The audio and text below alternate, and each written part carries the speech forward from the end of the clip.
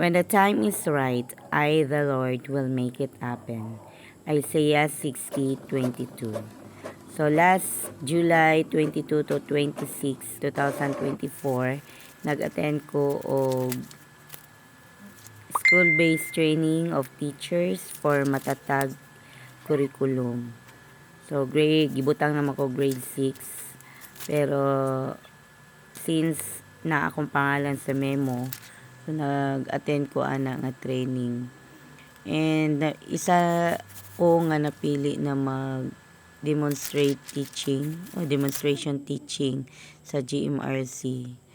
So habang paingon ko kay magdemo ko ana in the afternoon, so nakamata ning anak sa akong pag-umangkod nga nagpuyo sa amo ang balay karon.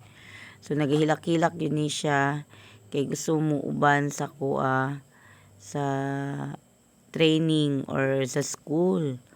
So struggle yun kayo kay 11:30 ko na gipatulog na ako na siya gabi din nahuman ko 1 o'clock. Then pagka buntag naghilak-hilak na pud ni siya. So balik ta sa akong gi-share nga verse nga when the time is right, I the Lord will make it happen.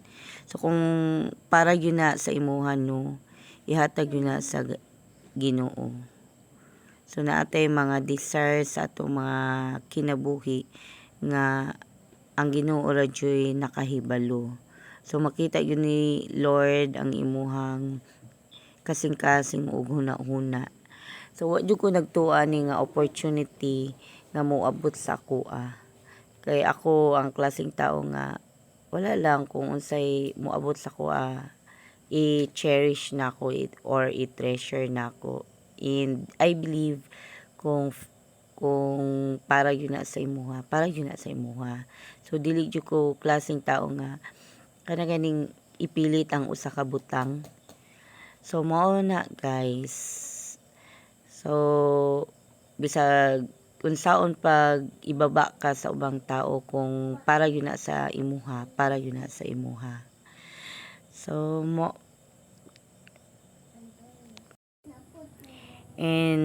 na akong outfit day guys. Para sa ako ang demonstration. So nagpasalamat po ko sa akong mga kauban diya sa GMRC group kaya they are very cooperative and supportive. And I'm so blessed, I'm so happy kay dili sa panghambog. Itagaan pug ko sa ako ang critic school head diha, mga tulot ko sila kabuok o perfect score. So I thought na naging sa ko ang 1 point lang ang kung magpa-promote ka 1 point lang siya. But ingon nila 15 points madai na siya. So actually wala man ko nag-after of promotion. But if the opportunity knocks, why not, diba? And I worked hard for that. So mo too.